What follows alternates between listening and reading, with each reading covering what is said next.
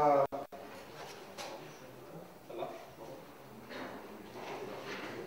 à tous. Non, si, c'est bon. Bonjour à tous et à toutes.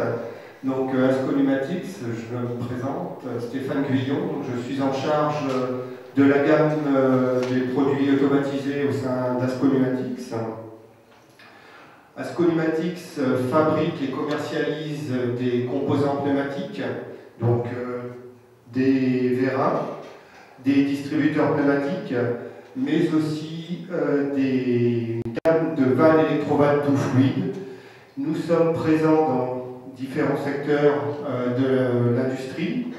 Le secteur automatisme, avec par exemple l'industrie automobile, dans les lignes de fabrication automobile. Présent aussi dans l'industrie agroalimentaire ou packaging, avec les systèmes d'embouteillage, avec donc, différents produits, les produits d'automatisme pneumatique type vérin, distributeur, îlot pneumatique, îlot de distributeur pneumatique et vannes de régulation proportionnelle. Asconumatics est présent aussi dans le médical et l'analyse, avec différents petites électrovannes dédiées à ces marchés. Par exemple, des petites électrovannes que l'on va retrouver dans les systèmes d'analyse de sang, par exemple, ou sur les matériels de dentiste. Nous sommes présents aussi au travers de l'industrie du process, dans le traitement de l'eau, l'industrie chimique ou pétrochimique, avec des vannes vapeur et des distributeurs pneumatiques pour le pilotage de ces vannes. Dans le domaine de la purification de l'air, donc dans des industries fortement poussiéreuses, type l'industrie du bois, par exemple, les scieries, les cimenteries, où il y a énormément de poussière, donc au travers de vannes de décolmatage qui permettent de nettoyer des filtres justement à poussière.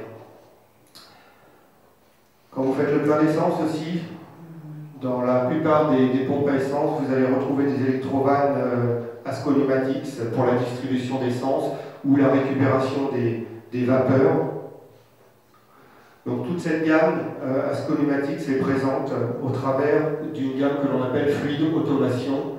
Donc on va retrouver les composants pneumatiques et les composants vannes électrovannes tout fluides. Asconumatics est une société du groupe Emerson. C'est un groupe américain qui regroupe plus de 100 entreprises dans le monde. Quelques entreprises que vous connaissez certainement, Leroy Summer par exemple, pour la fabrication de moteurs. C'est une des sociétés du groupe Emerson, au même titre qu'Asconumatics. Donc Asconumatics représente 4500 personnes dans le monde, dont 1700, un peu plus de 1700 en Europe. Et donc nous sommes présents dans différents pays, avec un siège social en France, ici, donc pour le continent européen, un siège social donc, en Amérique du Nord, pour le continent américain, et donc un siège social en Asie aussi pour le continent asiatique. Donc, le groupe Emerson, au total, représentant environ 7 divisions différentes, donc les 100 sociétés, représentent 127 700 personnes dans le monde. Alors, quelle est l'offre Asconumatics en termes de communication bus de terrain? Eh bien, Asconumatics propose un îlot de distributeur pneumatique communiquant sur Ethernet PowerLink.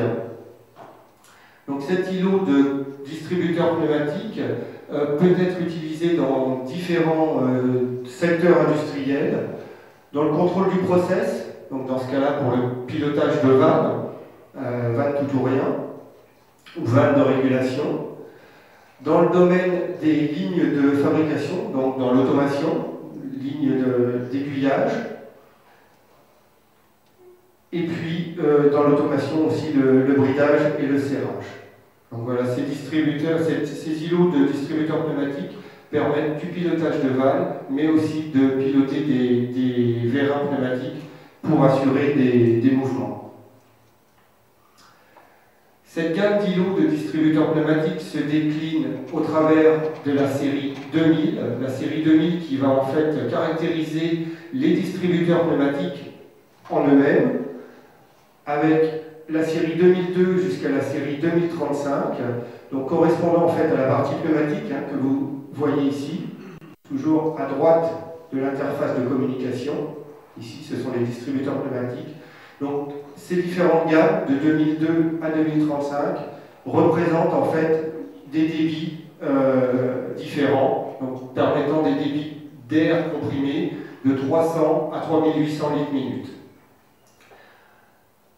À cette série 2000 pneumatique, on va pouvoir associer donc une électronique de communication bus de terrain que l'on appelle électronique G3. C'est une plateforme unique pour toutes les tailles de distributeurs de la série 2000. Donc du plus petit au plus grand, ça sera l'électronique G3 qui sera utilisée.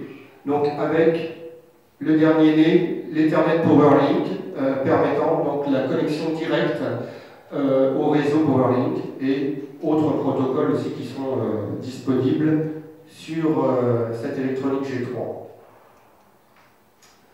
Alors les caractéristiques de cette électronique G3, c'est principalement son innovation de par ses afficheurs, puisque ici vous pouvez remarquer donc, que cette électronique G3 est équipée d'afficheurs. On va voir un petit peu en détail à quoi servent ces afficheurs.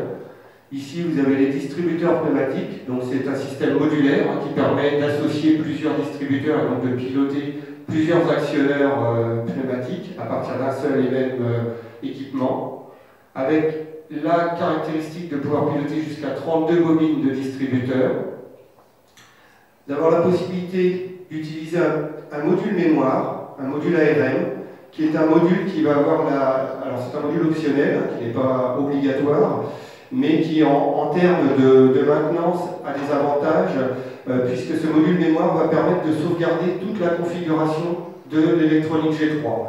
Donc tout le paramétrage de la tête de communication PowerLink, son adresse IP, ses différents paramétrages, ainsi que les différents paramétrages des différents modules d'entrée-sortie, tout ou rien ou analogique, qui peuvent être associés à cette électronique et à cet îlot pneumatique.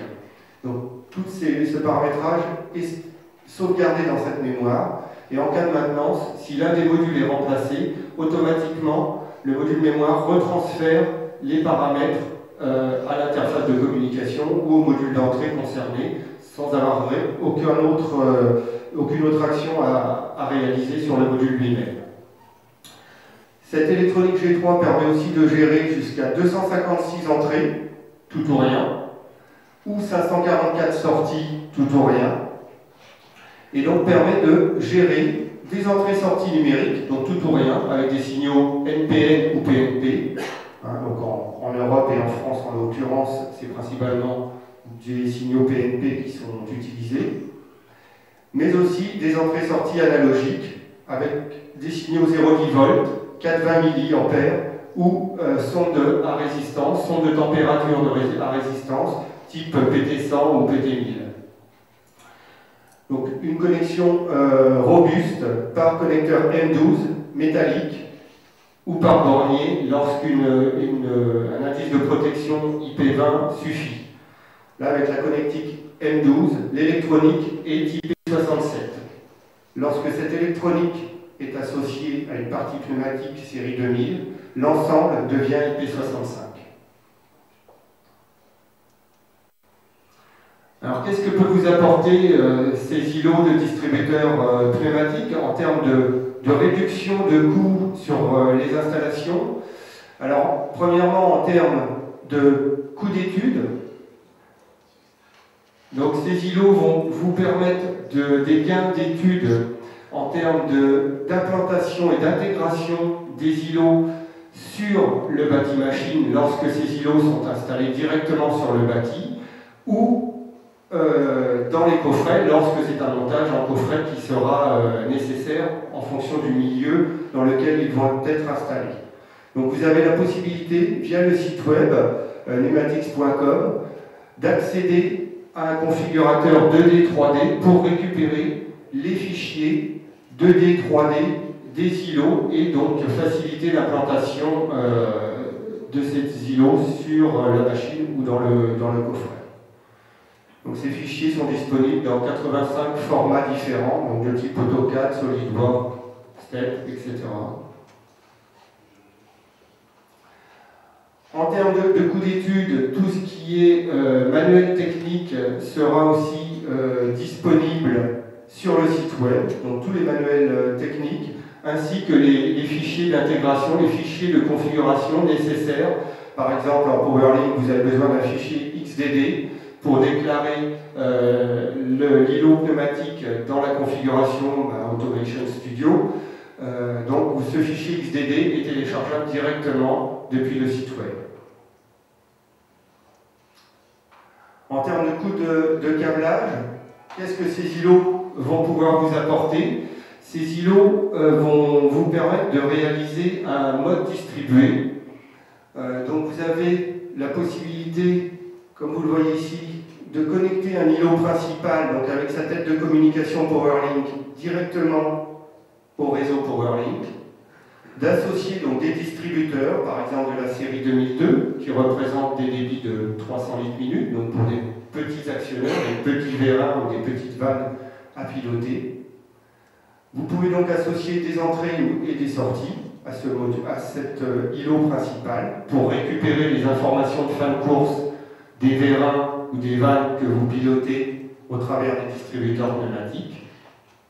Et puis vous avez la possibilité de distribuer cette architecture, c'est-à-dire ici, sur l'extrémité gauche de l'électronique, vous avez une communication ici de fond de panier entre les modules. Donc en fait, on sort cette communication de fond de panier par un câble, on va dire, de sous-réseau, qui permet de pouvoir aussi connecter des entrées-sorties sans pneumatique. On n'est pas obligé d'avoir des distributeurs pneumatiques. On peut aussi utiliser des entrées-sorties IP67 seules et de continuer comme ceci, de distribuer cette fois sur un autre îlot pneumatique, ici avec des distributeurs série 2005, qui représentent un débit de 600 litres minute, donc pour des actionneurs un petit peu plus gros que sur cette série-là.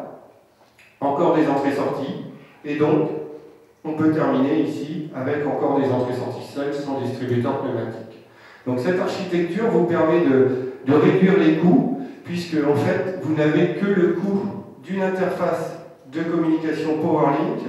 Tous les autres modules, les autres îlots pneumatiques qui sont ici, sont vus comme un seul et même équipement du point de vue du réseau PowerLink. Et donc, en même temps, ça vous permet de réduire les coûts de câblage électrique et pneumatique, puisque ici, vous pouvez déporter au plus près de vos capteurs ou de vos actionneurs les distributeurs pneumatiques, donc réduire toute la partie tube pneumatique de pilotage ou câblage électrique de vos capteurs, au lieu de ramener sur plusieurs mètres les capteurs à l'îlot principal, vous pouvez les ramener, réduire la longueur et les ramener directement sur ces modules-là.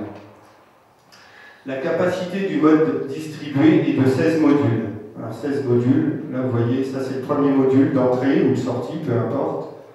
Deuxième, troisième, quatrième, 5, 6, 7, 8, 9. Ici on a 9 modules. 9 modules d'entrée ou de sortie. Donc on peut aller jusqu'à 16. Et sur une distance de 30 mètres maximum entre l'îlot principal ici et le dernier module qui se trouve ici. 30 mètres de distance. Voilà ici aussi un exemple de solution distribuée. Ce n'est pas forcément sur 30 mètres de distance qu'on va faire du mode distribué. Ça peut être aussi dans un coffret, donc vraiment sur une solution complètement intégrée, où ici, ça va être, le mode distribué va être un moyen de pouvoir séparer la partie électrique de la partie pneumatique. Ici, vous visualisez un coffret avec l'interface de communication qui est ici, des modules d'entrée-sortie tout ou rien ou analogique, peu importe, et la partie pneumatique est déportée sur la partie inférieure, ici, avec toute une batterie de distributeurs pneumatiques qui vont aller piloter des vannes ou des vérins. Donc vous voyez, le mode distribué vous permet aussi, pas forcément d'aller sur 30 mètres de distance, mais aussi de pouvoir répartir au mieux la partie électrique et la partie pneumatique dans un coffret, mais aussi de pouvoir optimiser l'encombrement du coffret.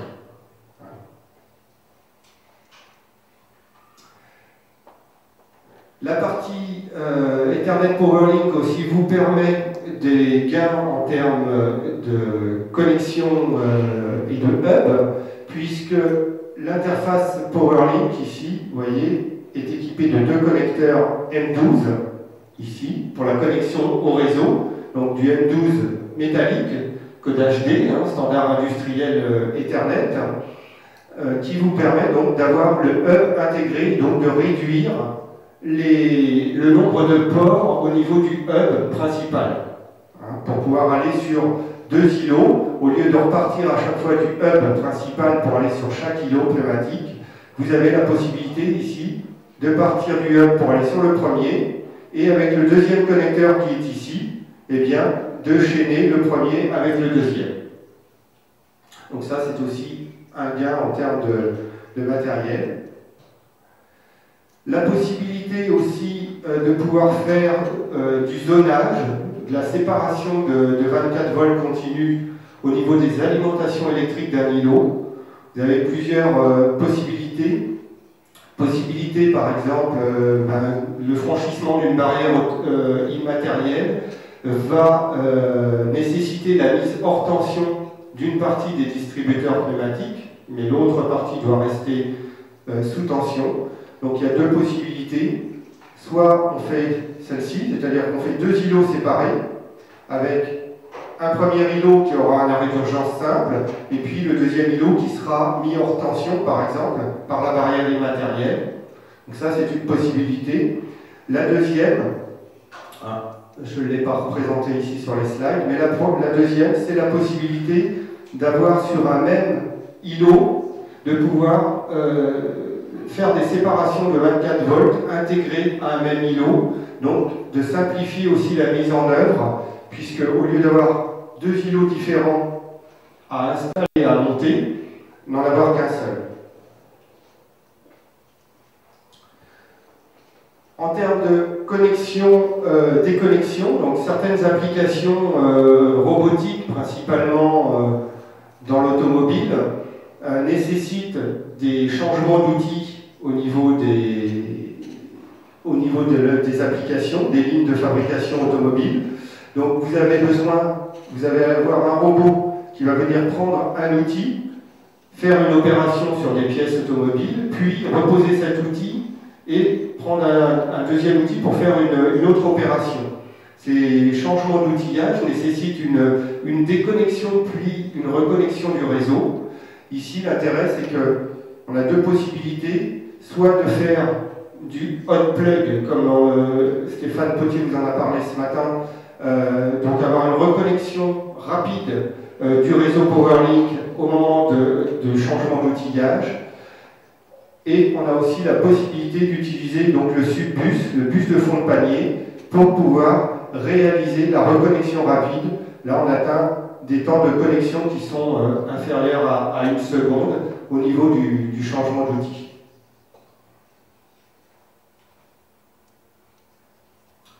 En termes de coût de démarrage, donc vous avez accès à une hotline ASCO Numatics, donc avec différents numéros d'appel, donc en France, de 8h à 5h, et aux USA, donc au-delà de 5h du soir, mais en anglaise, pour vous permettre, donc c'est une hotline qui est gratuite, qui vous permet donc de bénéficier de l'aide à la définition du matériel, d'avoir un support au paramétrage des îlots pneumatiques dans Automation Studio, par exemple, et puis d'avoir une assistance à la mise en route. Donc ici, vous avez l'intégration dans Automation Studio qui est représentée. Donc on est à même de vous supporter, de vous aider pour l'intégration de nos îlots à l'aide du fichier XDD que vous aurez téléchargé préalablement, bien sûr, sur le site web. Cette électronique G3 vous permet aussi, via les afficheurs, dont on a vu très brièvement tout à l'heure, la possibilité de pouvoir, via l'afficheur et via les touches Set et Next qui sont disponibles sur la face avant, de pouvoir paramétrer, configurer votre tête de station PowerLink très facilement pour pouvoir paramétrer par exemple l'adresse IP de cette tête de station. Donc vous n'avez pas de recodeuse ou de switch à positionner pour pouvoir affecter une adresse IP à la tête de communication. Vous avez aussi des fonctions un petit peu de confort sur ces afficheurs. La possibilité, par exemple, d'inverser le sens de l'affichage, puisqu'il n'y a pas de sens de montage sur un îlot pneumatique, vous pouvez le monter à l'envers. Donc pour lire les afficheurs, ça devient plus difficile dans ces cas-là.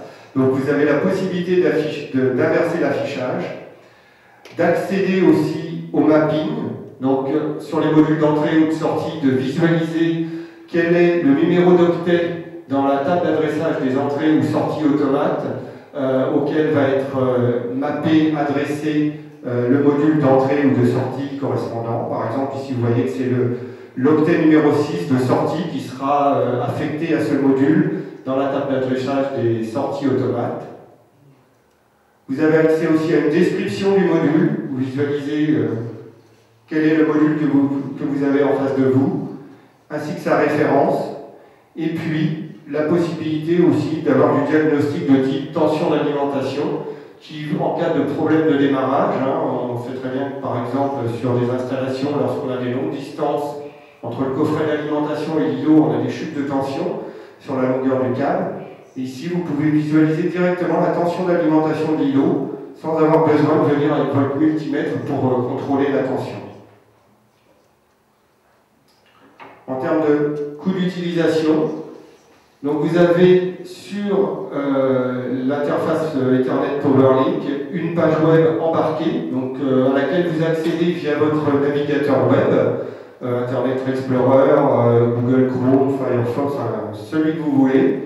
Vous tapez l'adresse IP dans la barre d'adresse de votre navigateur web et vous accédez directement à la page web de l'îlot sur laquelle vous pouvez forcer des sorties tout ou rien ou analogiques, lire les entrées, l'état des entrées, avoir du diagnostic de type diagnostic sur les sorties tout ou rien, diagnostic de court-circuit ou de circuit ouvert. Sur les entrées, des diagnostics de court-circuit. Vous avez vraiment une page web très conviviale qui vous permet de faire vos tests et aussi de faire vos premières interventions de maintenance. Avec un historique des 50 derniers événements qui est stocké dans cette page web.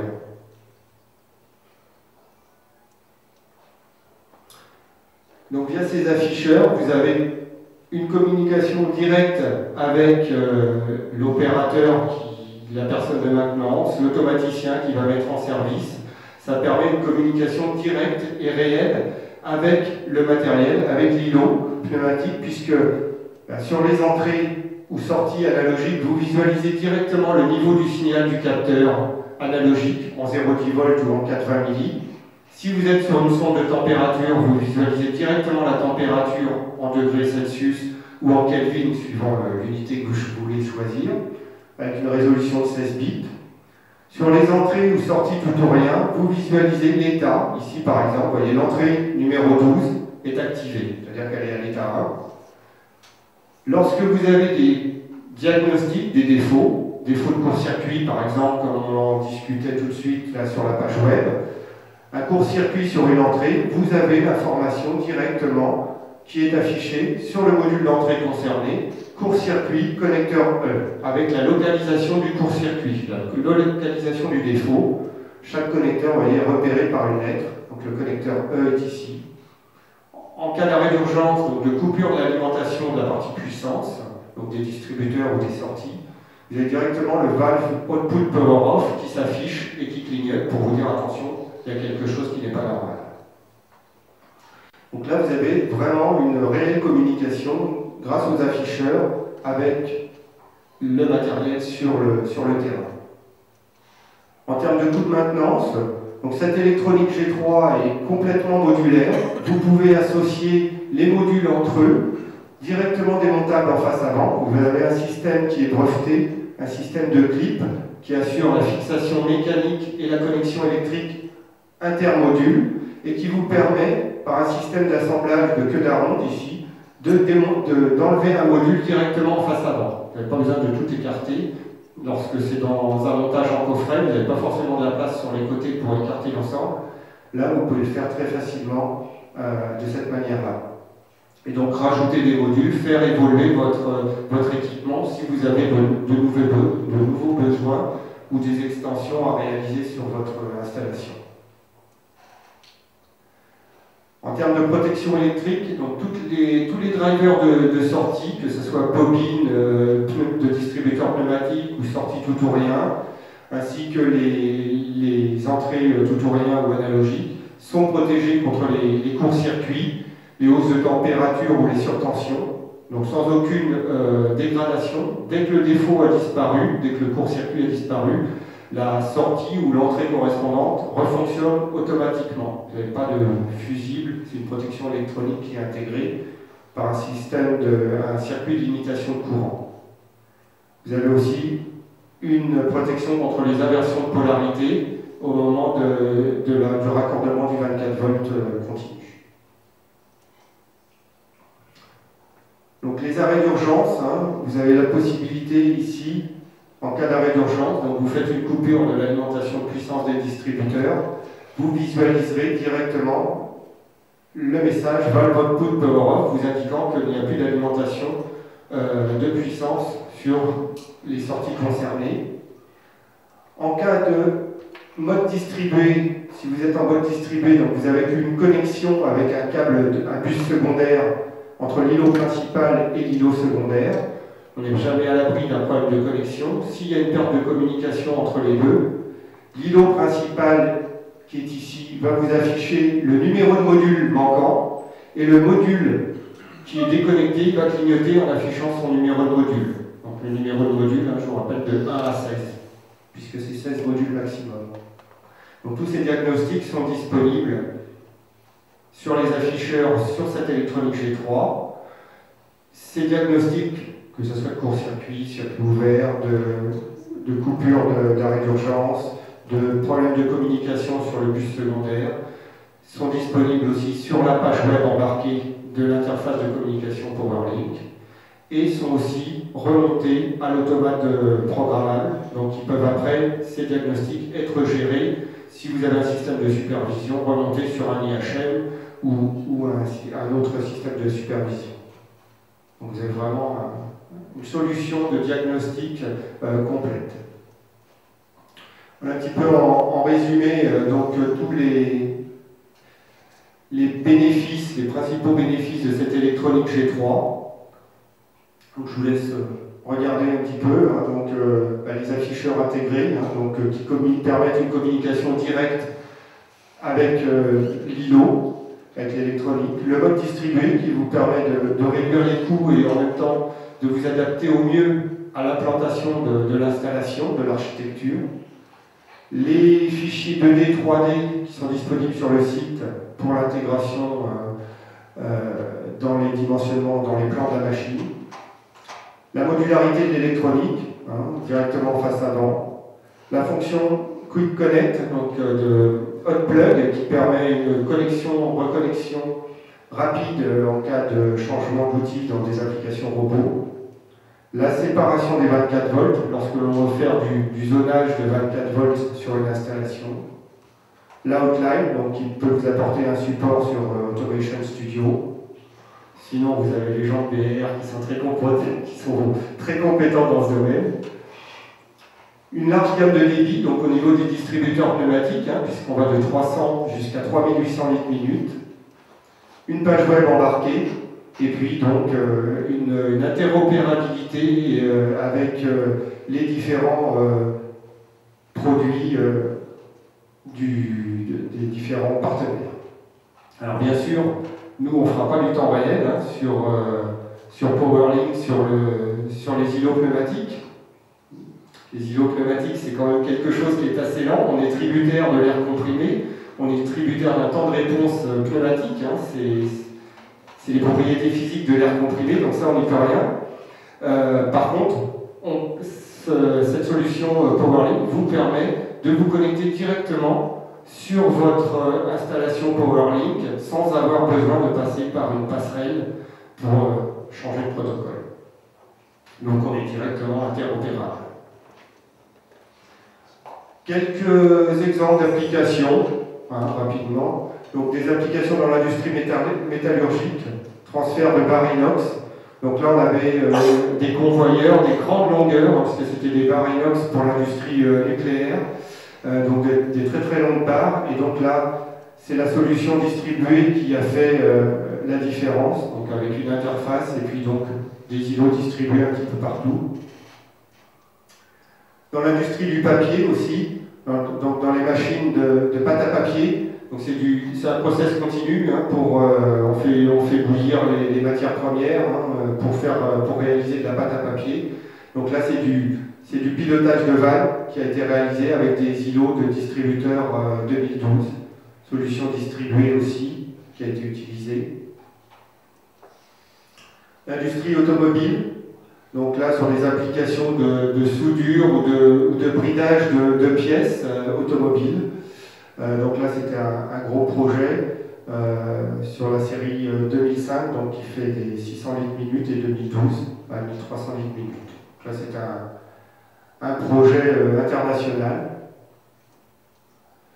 Dans l'industrie pharmaceutique, cosmétologique, donc là, cosmétique, pardon, là c'est du montage en coffret obligatoirement, généralement en coffret inox. Donc là on voit toute la batterie de distributeurs montés en mode distribué qui permettent d'optimiser l'encombrement du coffret. Merci de votre attention.